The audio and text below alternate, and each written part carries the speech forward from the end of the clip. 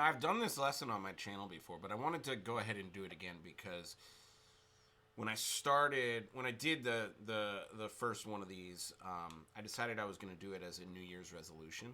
And those students who were with me at that point they've accelerated further than I've seen any of my students accelerated, to like the point where every single one of my students right now who has done this, there's still like a couple of stragglers who won't. I guess they don't trust or something that like learning this is going to make them a better player, or they get too distracted learning riffs or whatever it is. They're not on there yet. But I'm going to say 98% of my students have trusted this kind of like 5-week program of just finding where every single note is. Don't worry about sharps or flats yet. It's just like A, B, C, D, E, F, G. Where is every single one on the entire neck of the instrument? And I believe you can do this in 5 weeks. I just watched every single one of my students, whether they were like age 4 beginning ukulele person or like 60-year-old, like thought they would never be able to learn it, and like here they are, they've done it. You know what I mean? But every single person I've seen do this exercise has made so many leaps and strides. So I'm going to show you again on YouTube how to do this. It's very, very easy. Just remember there's 2 sets of magic letters. This is what I tell all the little kids. So 2 sets of magic letters, B, C, and E and F. Those 2 sets, if you have them next to each other, they shrink what's going on. Okay, so most of the letters, they're 2 frets apart, right? So like F to G, F is here, fret 1, G is fret 3. So 2 frets away, right, is F to G. And then G to A, same thing, A to B. But then we got our shrinking letters, B, C, that's going to be just 1 fret. That's kind of a silly way to think about it, but again, like that's how again a lot of like little kids understand it. So I'm just gonna go ahead and say it in that way. So anytime you have like E or F next to each other, or B and C, and that happens again on the open string, E, F. That's just 0 to 1. That's 1 fret distance, right? 1 semitone, as they call that in music theory classes. But it's just 1 fret on the guitar. 1 fret is a semitone. You don't have to know all of those notes. All you have to know is the natural letters, like the white keys on the piano, right? So E, F, G, A, B, C, D, E, F, G. Find them all the way up. You might not have this many frets on your guitar if you don't have a cutaway or whatever, but just find all of them on all the frets that you can. Play them forwards, play them backwards. I recommend everybody do that for 3 days. Just name all the letters on 1 string, right? All the way forwards, all the way backwards. E, F, G, A, B, C, D, E, F, G, A, B, C, D. Right? C, B, A, G, F, E, D, C, B, A, G, F, E. Right? Just like up and down, forwards, backwards. I recommend everybody who's learning this do that for 3 days. Just like 5 minutes, up and down, practice it. Really kind of focus on what it sounds like and how it looks on the fretboard. Then after that, try to make music with it. So you can like try to write a riff, or you can try to make some kind of a melody. But I recommend, if you really want to get good at this, to improvise. And don't fall into what I call like the music student trap. Music student trap is when you just kind of go back and forth up the scale. I know we just spent 3 days doing that, but this isn't the most musical way to play. If you're trying to learn where notes are, yeah, that's great. But when you're trying to play music for people, you're not trying to show them that you know where the notes are. You're trying to make musical ideas, and showing them that you know where the notes are is like kind of showing somebody that you know how to do the alphabet, which is not that impressive, right? So something that I tell people to do to get out of that student trap. Now, there's all kinds of ways to do this. You can practice sequences or whatever. But I think if you want to go at this on a very basic level, just start by playing 3 notes and forcing yourself to jump somewhere. You right? There's 3 notes. That's all I'm allowed next to each other. Now I have something that's interesting. right? If you want to get really cool with it, then like you're going forwards, try backwards, right? And then forwards again, backwards.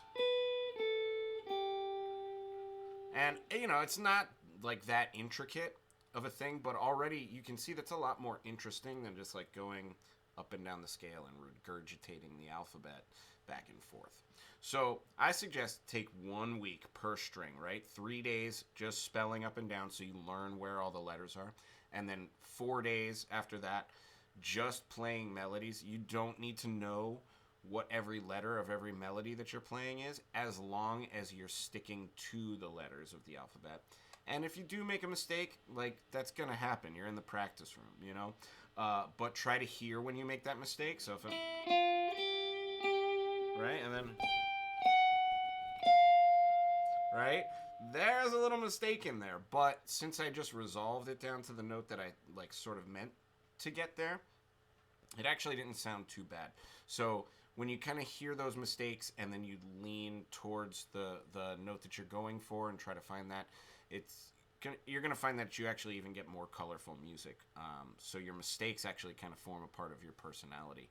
And I think that's the biggest takeaway that most of my students get from this, is not that, like, don't make mistakes, because it's going to happen. We're human beings, you know what I mean?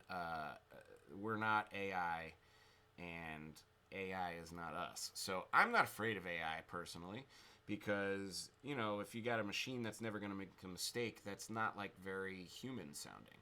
We're going to make a mistake and then actually try to lean into that to make something more musical and more creative out of that mistake. This is something a computer is never going to do. They're just going to do like kind of the command and what it's told. They're not going to like make a purposeful mistake. Like, who programs that, right? So that said, be yourself, make those mistakes, learn what they are, learn what the sounds are that you're making, and then you might end up with some really, really cool music.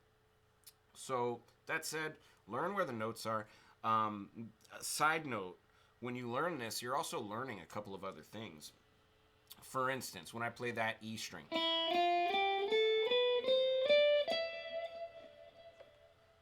doesn't really sound like much, right? But what's happening is you're actually hearing E Phrygian. Most students, when they're learning what these are, they don't understand their modes that well yet. Or if they do, they're just playing the shape and not understanding. Again, like kind of regurgitating, right?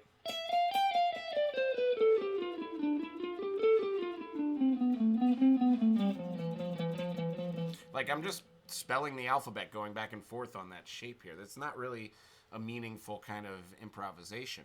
But if you learn what a Phrygian mode sounds like,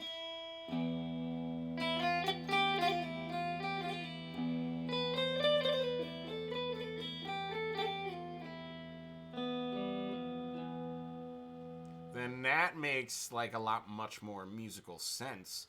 And then again, now you've learned that mode. You didn't learn it in a shape. You just learned it because when you play from E and you start there as kind of like you're starting your starting pitch, that kind of forms your palette around the key center of E, and then you start to learn what does the do re mi scale sound like when you start from E instead of C.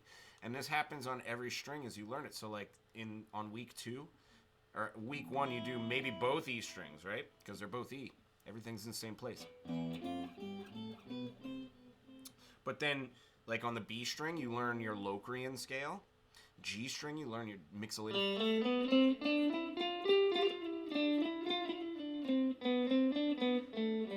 Right? Like you're learning other modes here as you get through these. So as you practice these, you should be able to start to get a sense of those without even thinking about it. I encourage people who are experimenting and learning to just start with find where the notes are and then see where that takes you. You know what I mean? You might find that you've found some notes to a song and you want to learn that song. You might find yourself improvising a lot like me. You might find yourself trying to put this stuff over songs that you already know. That's all great stuff. You just got to see. I think you got to start the journey, and then you got to see where that road kind of leads you. And I think the beautiful thing is no two people follow the exact same specific path. Even though I put every single one of my students this year on the same path of learn every note, every single string, not two of them are playing the same music. And I think that's a really cool, special thing. So I encourage everybody who's learning music, and especially my guitar people out there, because man, I got to tell you, the piano players, the trumpet players, the violinists, even, they're making fun of us because we don't know our notes. So get on this. Like, let's not let them win that, okay? Like, seriously, learn your notes, and let's explore where this thing takes us. I'm gonna play my way out. Have a great Technique Tuesday. I'll see you in the next one.